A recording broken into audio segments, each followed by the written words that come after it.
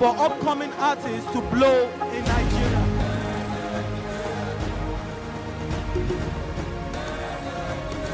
Welcome to Plus Trending. I am Buki November, your host, saying thank you for joining us on today's episode. Welcome back. It's tea time on Plus TV Africa. Practice makes perfect. I'm not perfect yet, but I'm a lot better than I used to be. He's a king. He's entitled to marry 100 if he wants to.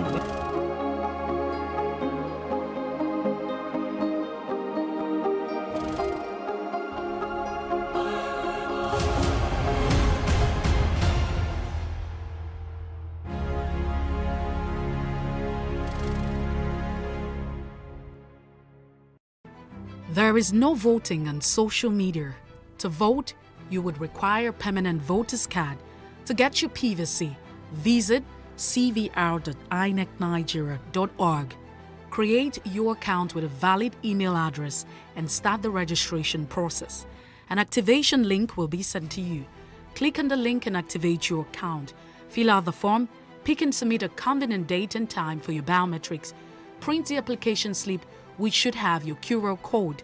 On the appointed date, go to the nearest INEC office for your biometric capturing. Thereafter, you will get a registration slip to pick your permanent voter's card when ready. Get your PVC today. This message is from Plus TV Africa.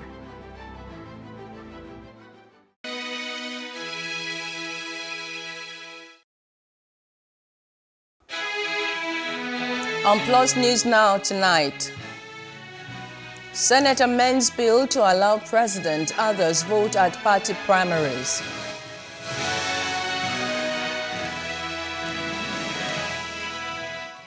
INEC warns parties against violation of election timelines.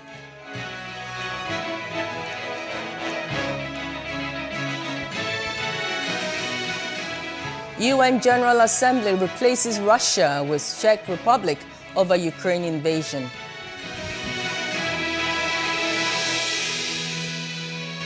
Good evening, I am Maureen Menonwezigwe and this is News Now.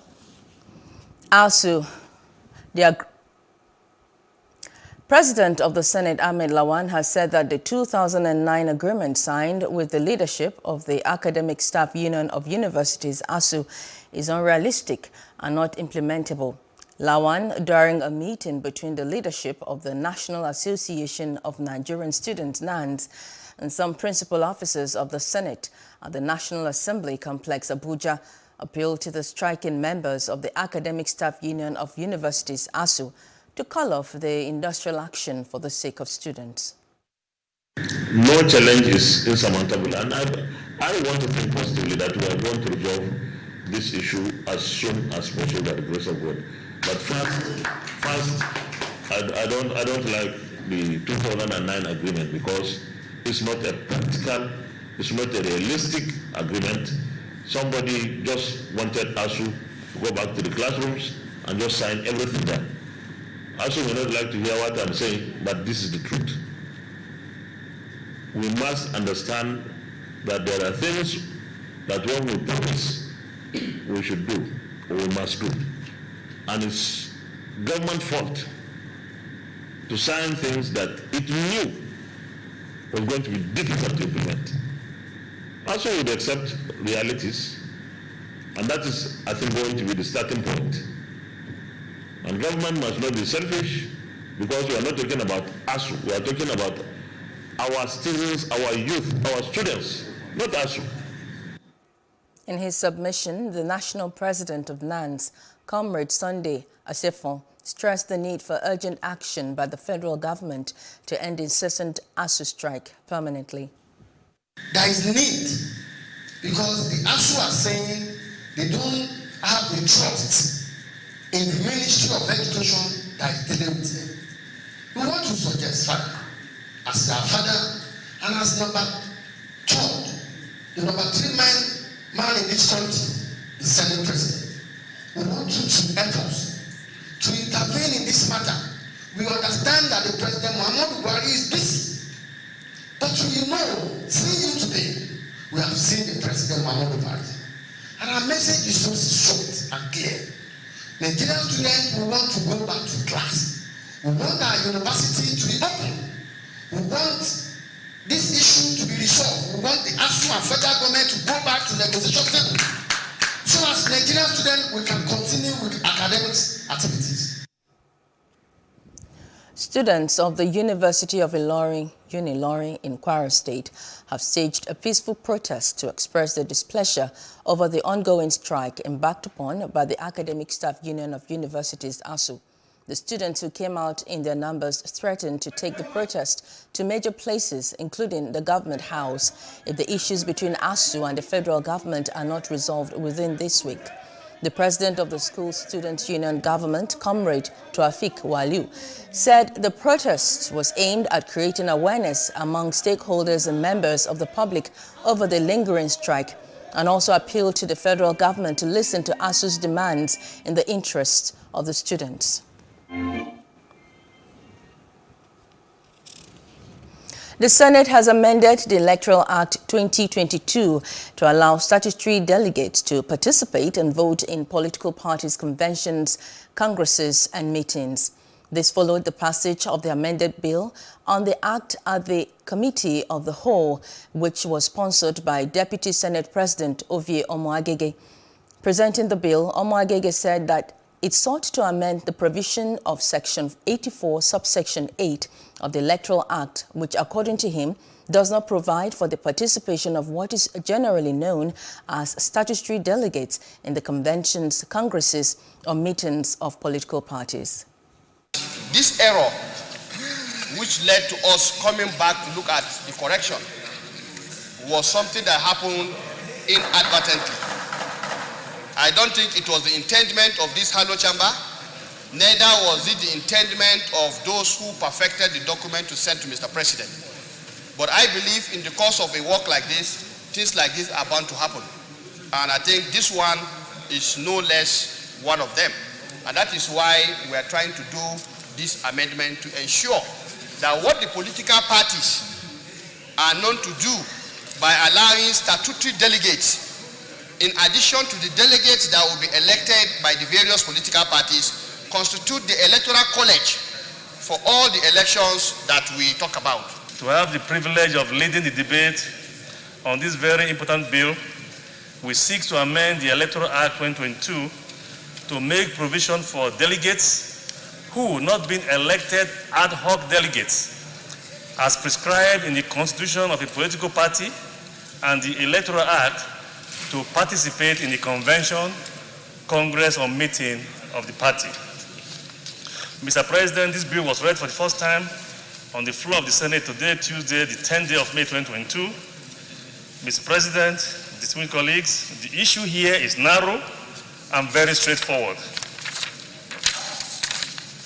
Mr. President has couched Section 84, subsection 8 of the Electoral Act 2022 does not provide for the participation of what is generally known as statutory delegates in the conventions, congresses, or meetings of political parties. A bill for an act to amend the Electoral Act 2022 and for other matters connected thereto 2022 third reading taken, and the bill is passed.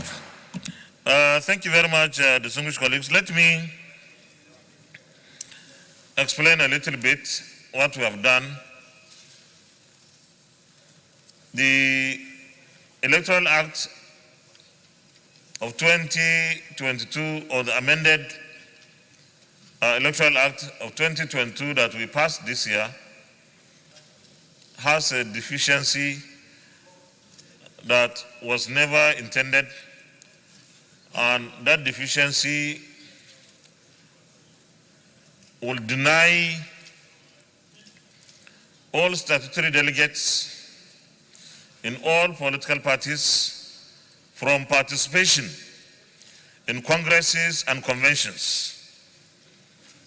And therefore, such an unintended clause has to be amended before the party primaries start in the next 8 days. So this is an emergency effort to ensure that nobody is denied his or rightful opportunity as a delegate. APC presidential aspirant Bola Tinubu has assured the people of Gombe State that he will curb hunger and ensure shared prosperity in the country if elected president of Nigeria in 2023. Tinubu said this in Gombe when he paid homage to the Emir of Gombe, Abubakar Shehu Abubakar III, and met with all Progressive Congress members and party delegates in preparatory to the forthcoming party's primary election. He promised to work together with successful governors and all stakeholders to make things better for the country. The chairman of the Bayelsa chapter of the All Progressive Congress APC, Dr. Dennis Otiotuo, has said that former President Goodluck Jonathan is at liberty to join the party, but is yet to do so. Otiotuo, who spoke against the backdrop of moves to draft Jonathan into the 2023 presidential race, said that the APC in Bayelsa was not aware of Jonathan's membership. A support group had on Monday in Abuja purchased the APC presidential nomination and expression of interest forms for the former president to contest the 2023 elections on the APC platform. Lagos State Governor Babajide Sanwo-Olu has submitted his expression of interest and nomination forms for the second term in office. Sanwo-Olu, accompanied by prominent Lagosians, including Ayaguri of Ikorodu, Oba Kabiru Sotobi, and the Osolo of Isolo, Oba Kabiru Agbabiaka, among others, promised to consolidate on the programs, projects, and policies that have made the state investors' delight in the last 3 years. He assured Lagosians that his administration will continue to accord priority to sustaining the peace and development of the state. The former governor of Imo State, OHAKIM, has officially declared his intention to contest for Imo North Senatorial District under the platform of the All Progressive Congress, the APC. The former governor declared his intention while being presented the APC nomination form bought for him by the Okigwe Unity Group, a group that believes in his capacity to bring quality representation to the people of Imo North Senatorial District. OHAKIM, while accepting the expression of interest form, said he decided to accept the call by the Okigwe Unity Group to bring his wealth of experience to benefit Imo State and the Southeast at large.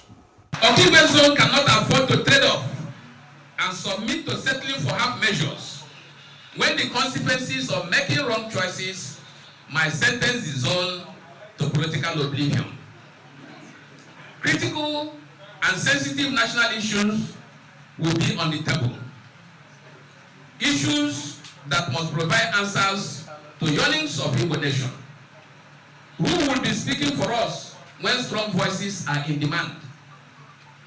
What caliber of voice will be needed to give national backup to our 3R government in Imo State?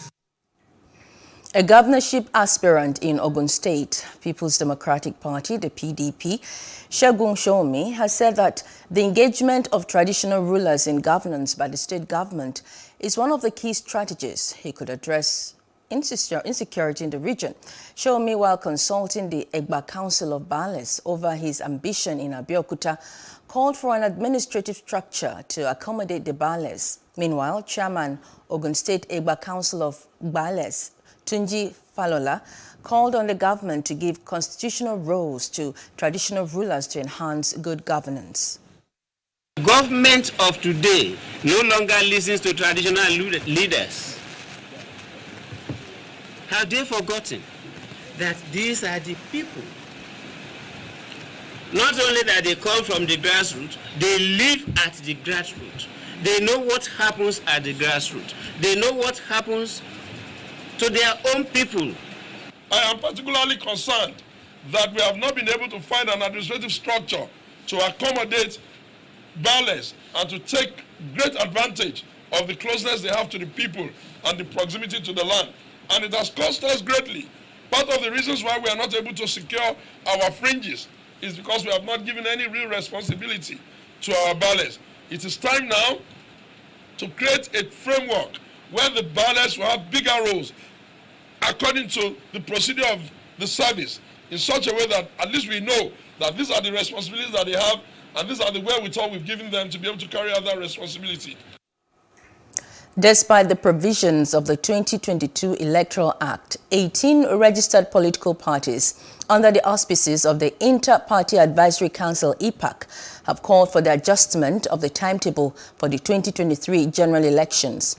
IPAC National Chairman Yabagi Yusuf Sani, who read the position of the parties at the second quarterly meeting with INEC, said that after an exhaustive examination of the timetable, it was discovered that the schedule of activities was based on certain circumstances and developments that have hampered timely and strict compliance by the political parties to the timetable. It requested that the deadline for the conduct of party primaries be extended to the 4th of August as against the 4th of June timeline stipulated by the Commission.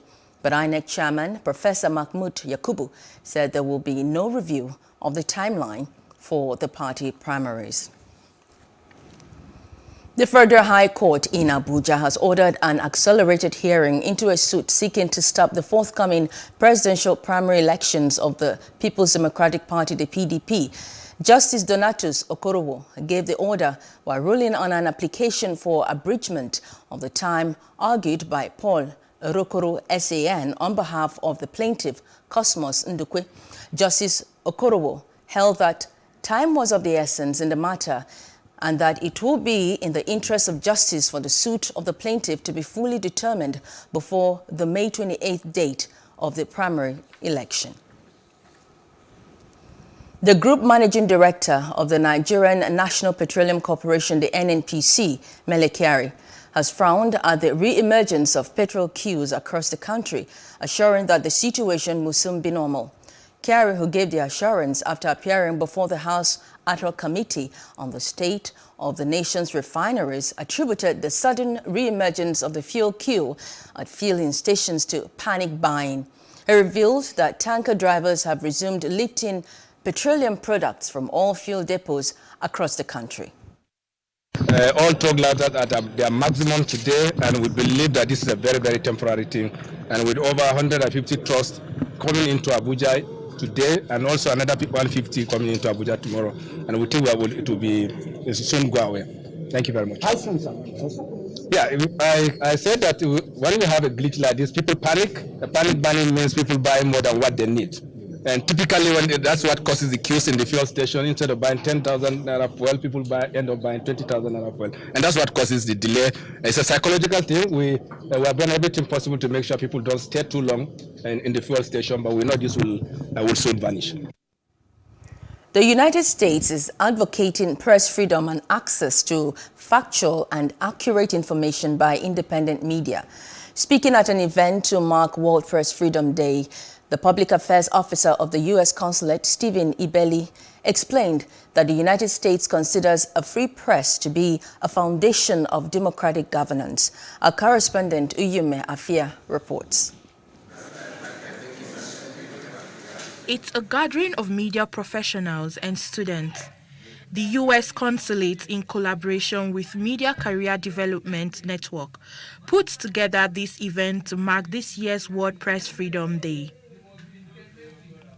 And you would think that would be the end of a political career. No, it was not. He was sent. The discussion panel focuses more on the important role that free and responsible media plays in shaping and maintaining a democracy. And immigrants who became more American than the native-born American. What I found very touching about, or very instructive about the documentary, is his understanding of what needs to be in a newspaper or a magazine. At the rich and the powerful, he also made sure that he paid a lot of attention to the everyday people. Beyond all of that, he understood that mass media is meant to be something that people can use. It was said that he was a man who could not be bribed or bullied. How many publishers can actually, or CEOs of media houses in our contemporary world can actually be that strong enough? If something is wrong, it's wrong. He was actually looking out for wrongdoing. If there was a wrongdoing somewhere, if there was corruption anywhere, he was happy to expose it. We operate in a very harsh environment, and that is why I tell people, if you complain that Nigerian journalists are not doing much, you probably are not feeling the heat as much as they do.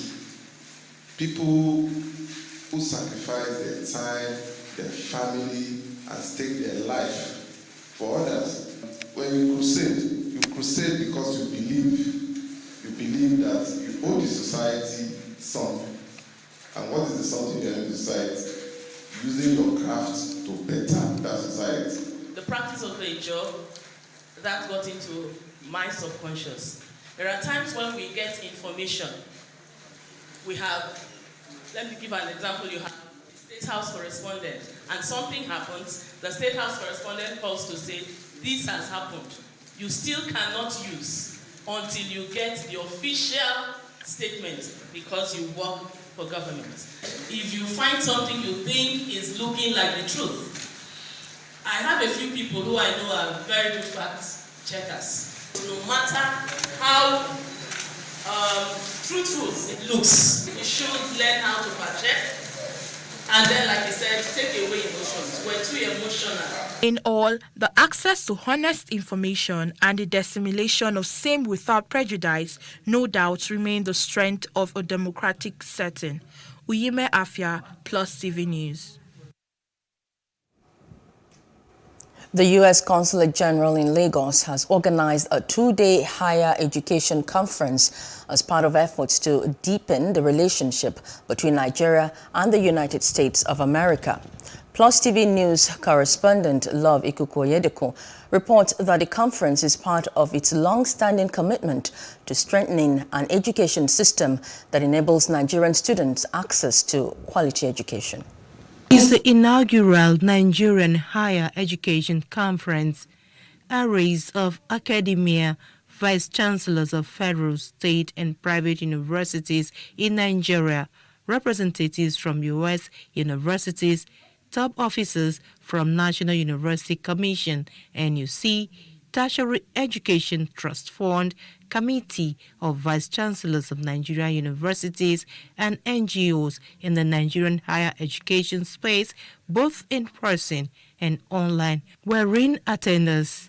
U.S. Consulate General's Public Affairs Officer Stephen Ibeli explained that the overall objective of the conference was to explore opportunities to forge institutional partnerships between U.S. and Nigerian universities. The world has changed.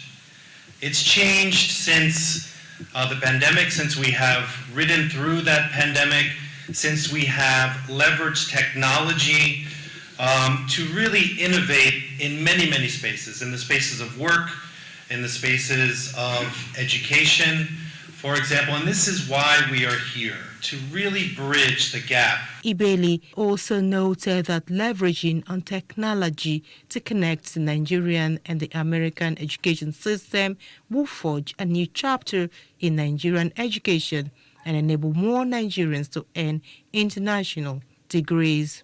This is the future.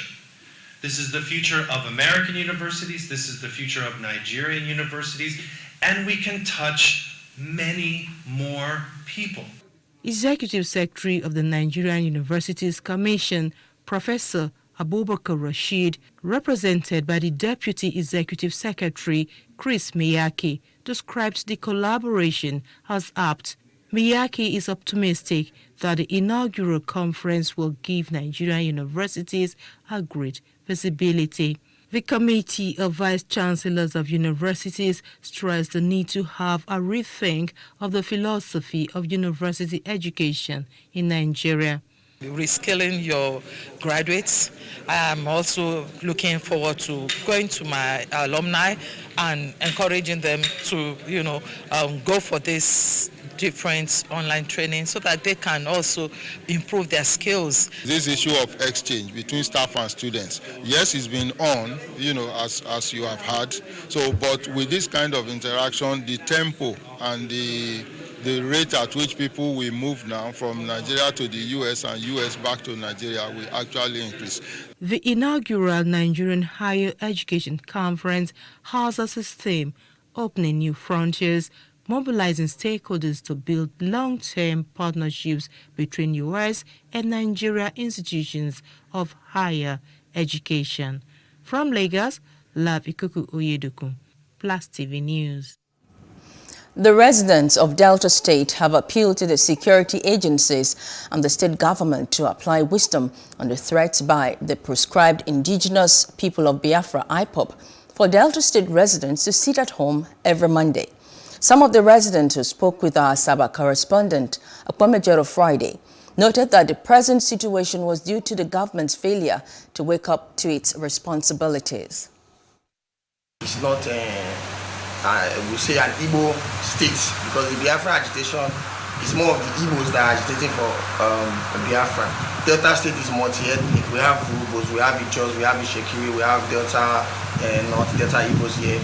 But the threat was, I would say the government gave these charlatans the foundation, because if the government has lived up to its statutory duty of educating and enlightening Nigerians on their rights, on what they're supposed to do. In a statement made available by the Police Public Relations Officer, DSP Bright Edafe, the State Commissioner of Police, CP Ari Mohammed Ali, declared that there is no sit-at-home order in the state, assuring residents of their safety and urging them to go about their lawful businesses. The Senate, through its Committee on Power, has questioned the Ministry of Power and Parastatals under its purview about the reason for the incessant grid collapse in the country. Chairman of the Committee on Power, Senator Gabriel Soswan, expressed disappointment over the inadequacy of the ministry to address the occurrence. Our correspondent completes the report. The national grid has collapsed for the third time since the year began. The latest, the ministry said, was caused by vandalism on the transmission tower on the Odukpani-Ikotekpene 330 kV double-circuit transmission line, leading to a loss of about 400 megawatts of generation. The instability of the grid has led to epileptic power supply, leaving parts of the country it serves, including Abuja and Lagos, without power. Odukpani was shut down in the same as a result of the same problem, which caused a loss of 575.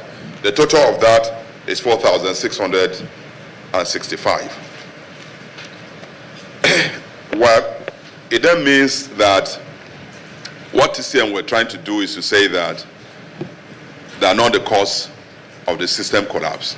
I'm really finding it difficult to see or to hear that we have so many grid failures over a period of some years now. And yet, as policymakers, you didn't sit down to articulate a position that would address these issues. Delegations from the ministry speak.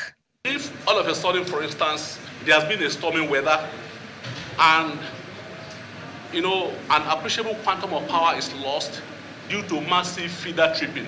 Feeder tripping when in your home you no longer have supply just because it is threatening to rain. This can create another problem. And when this happens, the frequency will rise and we'll have instability issue. First problem on the grid, or one of the problems, vandalization. And we are putting in place a new technology-driven surveillance. We have, in fact, actually we have a pilot phase just to start from Lokoja to Abuja to Lokoja, 330 kV. That's practical actions on what we are doing. The Power Ministry said the outage had occurred overnight as a result of vandalism. It gave no estimate of when the grid, which serves around 117 million people, would be back in full operation. With disruptive technology, Africa has the potential to actualize economic development at a quicker pace than it took China, says Dr. Obi Ezekwesili. Ezekwesili spoke while delivering a keynote address at the maiden edition of the Change and Development Forum organized by the Dare Adeboye Foundation in Lagos. The forum was to promote productive dialogue and partnerships among stakeholders within the social impact sector. The event was held at the Redemption Camp to mark the first-year memorial of the passing of Pastor Dare Adeboye and to create a development epitaph for him. The most significant thing that is happening in the 21st century of our lives is a sea change in economic structures of the world. I said the economic structure of the world is changing phenomenally. I said disruptive technologies would have such an impact on human civilization, much more than the cumulative impact of what we saw with the agrarian revolution, with the industrial revolution, and even with knowledge revolution. I said to him that what would happen through blockchain technologies, the AIs, artificial intelligence, Internet of Things, what would happen with the algorithms and everything that has to do with all these disruptive technologies of all kinds would so transform our world. And I said, guess what? It's actually Africa's moment. I said, if Africa gets it, it would take Africa shorter time span than it took China to happen. So imagine that Africa, which missed the agrarian revolution, missed the bus of industrial revolution, missed a bit of knowledge revolution, but caught on to the ICT revolution. In her address at the event, the wife of the Ogun State Governor, Mrs. Bamidele Abiodun, called for concerted efforts to drive sustainable development in order to support and complement the government's agenda. This forum is not just about discussing change and development, but also about how to find more ways to apply change and development in the lives of people around us, our communities, and the nations of the world. This is one of the ways we can truly honor his memory, by supporting and sustaining his legacy and his vision. Pastor Dare believed that education was the bedrock of any developed society, and that is why he provided educational support to as many people as possible. We need to ask ourselves, what can we do to build the education system or to rebuild the education system in our country? On the aspect of education, we're going to do that. On the aspect of empowerment, we're going to do that. On the aspect of, there were 3 or 4 major things that he believes in, that he has already started. On the aspect of changing the country, like what you heard Dr. Obi said, changing the environment, changing the mindset of people, we're going to do that. We're going to look at people, young people who have influence, who have the zeal, who have the interest to go into politics, to be able to change things around. We're going to put them on the platform, we're going to help them, and how to get them on the platform, we will help them. The same thing on the education aspect. From day one, from primary to secondary school to university, we're going to help people who come forward within the mission, even outside the mission, and also to do that. The goal of the event is to drive policy and strategic discussions aimed at social development with the focus on young Nigerians. Still ahead on Plus News Now, head of Russian diplomacy visits Algeria. Details when we return.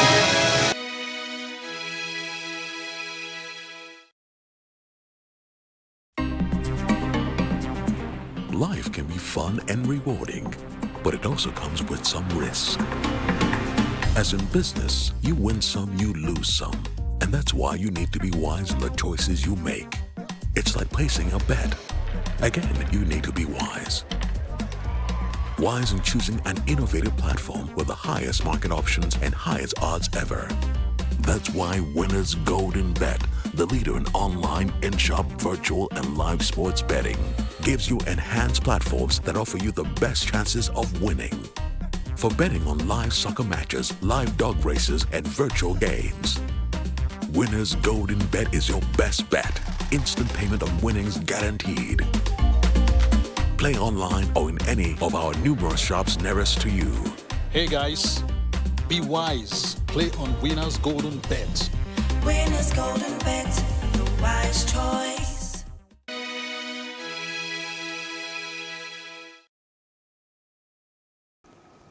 Welcome back. You're watching News Now on Plus TV Africa. President Jose Neves of Cape Verde has urged leaders of the Economic Community of West African States, ECOWAS, to fashion out a sustainable solution to the crisis in the region. Neves, who said this in prayer while declaring open a 4-day international conference of the ECOWAS Community Court of Justice being hosted by the country, said it was apt as it will provide the platform for discussions on the challenges confronting ECOWAS' regional integration agenda with possible solutions. He acknowledged the enormous importance of the court in the protection of human rights within the community, stressing the need for the creation of a legal institutional framework. The head of Russian diplomacy, Sergei Lavrov, is visiting Algeria, a key ally of Moscow and a gas exporter increasingly sought after by Europe seeking to reduce its dependence on Russian gas. Lavrov is in Algiers for the first time since January 2019 to hold talks with his Algerian counterpart, Ramten Lamra, as it coincides with the 60th anniversary of the establishment of diplomatic relations between Russia and Algeria. Algeria, a leading gas exporter, supplies about 11% of the gas consumed in Europe, compared with 47% by Russia. And United Nations agencies are warning that price hikes sparked by Russia's invasion of Ukraine will worsen a food crisis in Africa, where tens of millions of people had already been plunged into extreme poverty. At a bakery in Harare, Mavis Tijokwe is mixing ingredients that are becoming scarcer and more expensive. Zimbabwe, once known as the breadbasket of Africa, has struggled to feed itself since the seizure of thousands of white-owned farms under late President Robert Mugabe. But the price rises here also indicate how Russia's invasion of Ukraine, as United Nations agencies are warning, will worsen a food crisis across the continent. Of late, there's a shortage of baking fat. So our baking fat comes mostly from South Africa. And then the oil, most of it is being made locally. But then it has also risen, I'm sure, due to the Ukraine war and also the fuel costs going up. The Ukraine conflict has disrupted shipping in the Black Sea, throttling exports from Russia and Ukraine to markets including in Africa. Nearly half of the continent's 54 countries rely on Russia and Ukraine for wheat imports, says Ababy Haile Gabriel, Assistant Director General at the UN's Food and Agriculture Organization. This war, the Ukraine war, is overlapping. The impact is overlapping with a crisis that has already been unfolding in several countries. Even before the war broke out, food inflation was pushing many African families to the brink. Global food commodity prices climbed over 23% last year, according to the FAO, the fastest pace in more than a decade. In Zimbabwe, fuel prices are rising and the currency rapidly devaluing. Annual inflation jumped to 96% in April, up from 61% in January. According to government statistics, about half of Zimbabwe's 15 million people survive on less than $1.90 per day. Harare resident Teresa Igweji says her family used to eat 3 meals a day. But these days, you can even go for 7 days without getting any meat, without getting 3 meals a day. So it's really tough for people, and it's really tough for a basic family for a family that is living from basic salaries. Across Africa, food insecurity is increasing. The Horn of Africa is facing its driest conditions in more than 40 years. A civil war in Ethiopia has pushed hundreds of thousands into famine conditions, and millions more are at risk in South Sudan. West Africa is facing its worst food crisis on record, driven by militants that have forced millions of people off their land in Burkina Faso, Mali, Niger and Nigeria. Floods and droughts linked to climate change have destroyed crops and lives across the continent. And now the conflict in Ukraine is making a dire situation even worse. Ukrainian President Volodymyr Zelensky has said that Ukraine needed European Union's potential oil embargo and more military support in the aviation sphere. In a video addressed to Slovakia's parliament, Zelensky told the Slovakian lawmakers that he understood that Slovakia could not stop importing Russian oil and gas immediately, and that countries should wean themselves off Russian energy was a matter of freedom, adding that protecting freedom has its price. Slovakia's economy ministry had said that the country is seeking an exemption from any embargo of Russian oil agreed by the European Union in the EU's 6th sanctions package. United Nations General Assembly has elected the Czech Republic to the Geneva-based Human Rights Council to replace Russia, which was suspended last month over its invasion of Ukraine and then immediately quit the 47-member body. Russia had been in its second year of a 3-year term. The Czech Republic will complete that term on the Council, which cannot make legally binding decisions. Its decisions carry political weight, however, and it can authorize investigations. The Czech Republic was elected with 157 votes in favor, while 23 countries abstained. Its term starts immediately. Having obtained the required majority, the Czech Republic has thus been elected as a member of the Human Rights Council for a term of office beginning 10 May 2022 and ending on 31 December 2023. I congratulate the Czech Republic on having been elected a member of the Human Rights Council. This concludes our consideration of sub-item D of Agenda Item 116. The meeting is adjourned.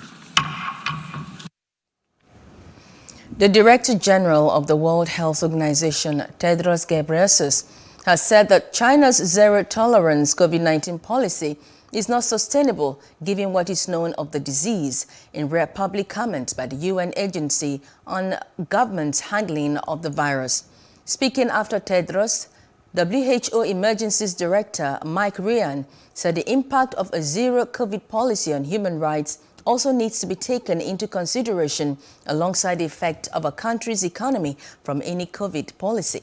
He also noted that China has registered 15,000 deaths since the virus first emerged in the city of Wuhan in late 2019, a relatively low number compared with 999,475 in the United States and more than 500,000 in India. When we talk about the zero COVID strategy, we don't think that it's sustainable considering the behavior of the virus now and what we anticipate in the future. And especially when we have now a good knowledge, understanding of the virus, and when we have good tools to use, transiting into another strategy will be very important. It is important to reflect on the fact that China's only had just over 15,000 deaths during the whole pandemic. So in that sense, China had something to protect. And certainly over the last, since February, March, there was a rapid rise in deaths. So therefore, any government in that situation will take action to try and combat that. But all of those actions, as we've said since the beginning, should show due respect to individual and human rights. And we always have said as WHO that we need to balance the control measures against the impact they have on society, the impact they have on the economy. And that's not always an easy calibration to make. Britain's Prince Charles set out the government's legislative agenda outlining Prime Minister Boris Johnson's return to his election pledges to tackle regional inequalities across Britain and maximize its post-Brexit freedoms. Charles, who had attended the opening of Parliament alongside his mother in recent years, wore an admiral's uniform to read out the agenda from a throne, while the Queen would announce, quote, "My government will," end of quote. Prince Charles said, quote, "Her Majesty's government will." My Lords and members of the House of Commons, Her Majesty's government's priority is to grow and strengthen the economy and help ease the cost of living for families. Her Majesty's government will level up opportunity in all parts of the country and support more people into work. Her Majesty's ministers will continue to support the police to make the streets safer and fund the National Health Service to reduce the COVID backlogs. In these challenging times, Her Majesty's government will play a leading role in defending democracy and freedom across the world, including continuing to support the people of Ukraine. British Prime Minister Boris Johnson and Chancellor Rishi Sunak will have more to say in the coming days on helping voters with the current cost of living crisis. During a debate on his legislative agenda announced earlier in the day, Johnson outlined the damage the COVID-19 pandemic had done to the economy and public finances, compounded by a spike in energy prices. He said the government had already helped families with the increase to their cost of living and would continue to do so.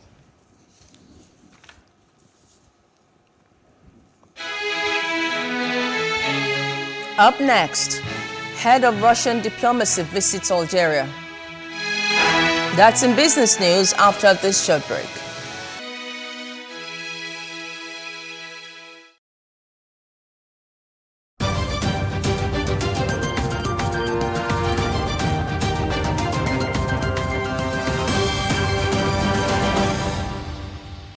You're welcome to Business News. I am Adebanke Odunui. The Independent Petroleum Marketers Association of Nigeria, IPMAN, has warned that the refusal of the Nigerian Midstream and Downstream Petroleum Regulatory Authority, NMDPRA, to pay its members their breaching claims of 500 billion naira could lead to a fuel crisis. This was disclosed in a news conference in Kano by IPMAN State Chairman Alhaji Bashir Damalam, who called on the federal government to prevail on the agency to pay the debt. He warned that if the federal government does not intervene, there would be a serious fuel crisis in the country, as the situation has resulted in only 5% of marketers still remaining in the business. The NNPC has insisted that it will not fix the price of aviation fuel, but asked airline operators to request import license for the fuel. This was disclosed by the corporation's Group Managing Director, Mele Kyari, in a statement issued by the House of Representatives. According to him, aviation fuel cannot have a fixed price because it is a deregulated product. Nigeria's monthly debt service rose by $31.46 billion in 1 month to $101.29 million in January. Figures obtained from the Central Bank of Nigeria have revealed. This indicates a 45% increase month on month. The CBN disclosed in its data on debt service repayment that the government spent $69.89 million on debt service repayment in December. The data also showed that the government spent $148.57 million and $85.23 million on debt service repayment in November and October 2021 respectively. The Debt Management Office has disclosed that Nigeria's outstanding debt stood at 39.57 trillion naira or $95.78 billion as of the end of December 2021. Retail gasoline prices in the United States rose today and hit another all-time record, surpassing one set in March as global refineries grappled with a bottleneck that has sent prices soaring ahead of driving season. The average cost of a retail gallon of gasoline hit $4.374 early today, according to the American Automobile Association, surpassing the former record of $4.331. Since March 30th, Brent crude futures have lost 7%, but gasoline futures are up 9.4% and hit a record on Friday of $3.7590 per gallon before selling off yesterday. And that is the business news. I am Adebanke Odunui. The news continues.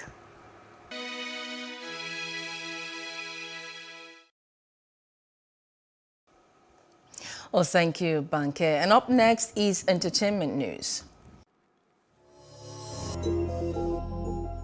Nigerian singer Thames has made a debut at #1 spot on Billboard Hot 100 charts. She hit the mark with a feature on Wait For You by American rapper Future.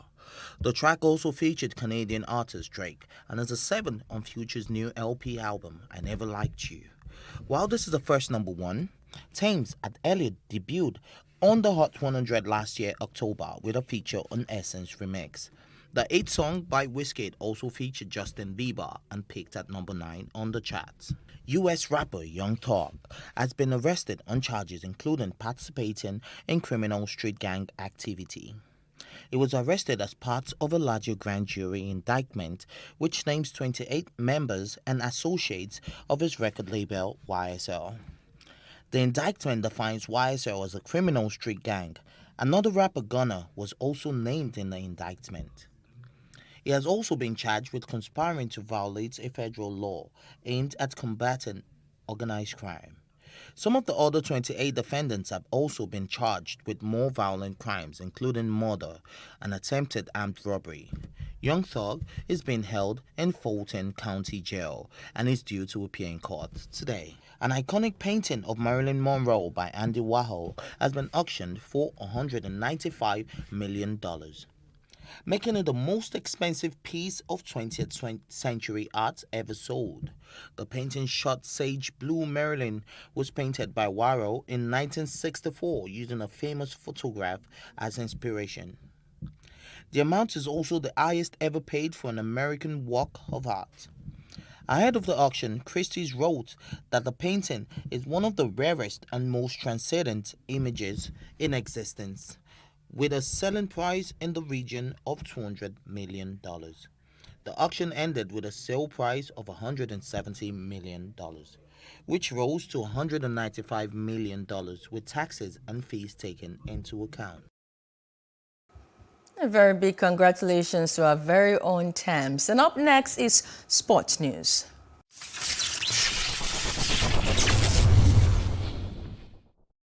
Hello and welcome to Sports News on Plus TV Africa. President of the Nigeria Football Federation, Mr. Amaju Pinnick, has stated the federation's position on FIFA's decision regarding AGUERO'S dismissal as head coach of the Super Eagles. After more than 5 years in charge, Rowe was fired in December of 2021 after leading the Super Eagles to a string of disappointing results.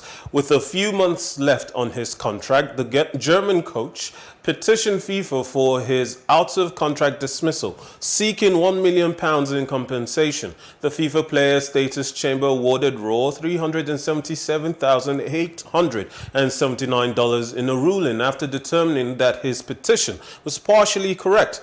FIFA also ordered the NFF to pay Rowe's claim within 45 days or face additional sanctions, including a ban on receiving a percentage of development funding. NFF President Pinnick, on the other hand, is convinced that Rowe did not win the case, as some in the local media have claimed.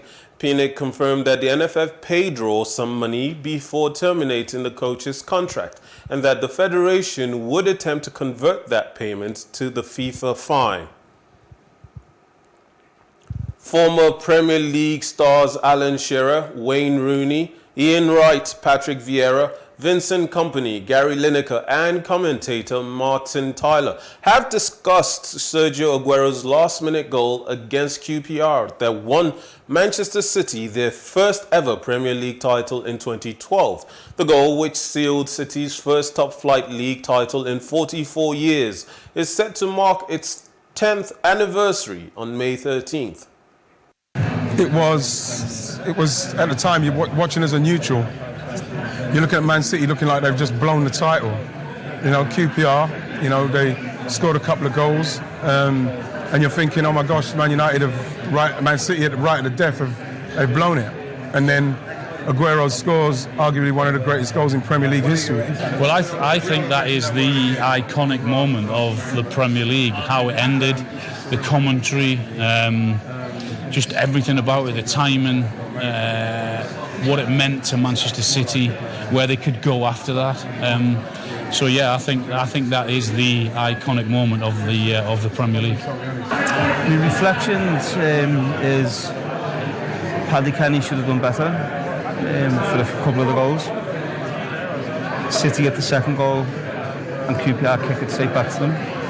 So, and that's never been under question, which I find strange.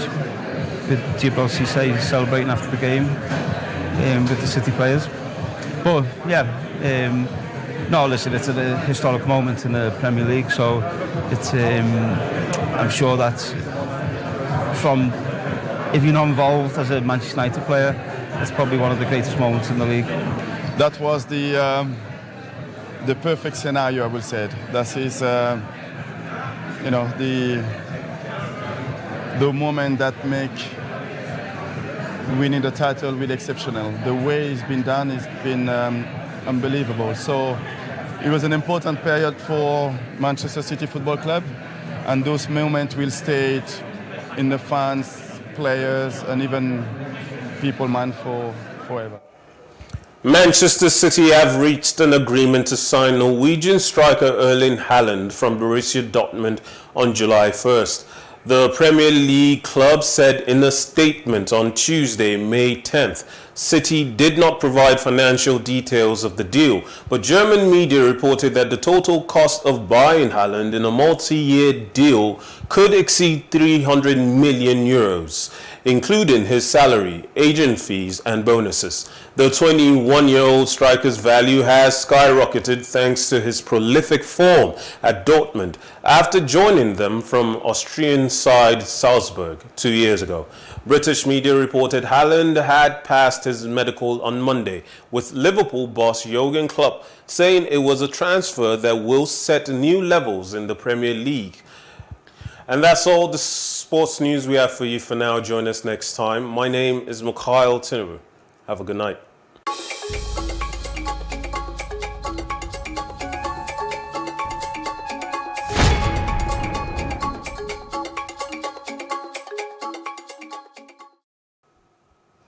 And the main news again. Senate amends bill to allow President others vote at party primaries.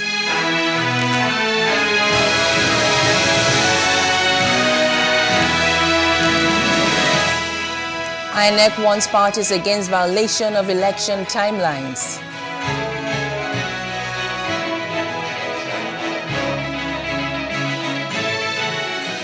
And the UN General Assembly replaces Russia with Czech Republic over Ukraine invasion.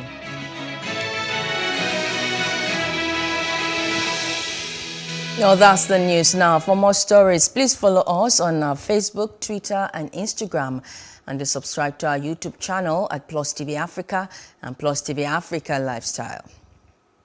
I am Maureen Menongwe Zigwe. Thanks for watching.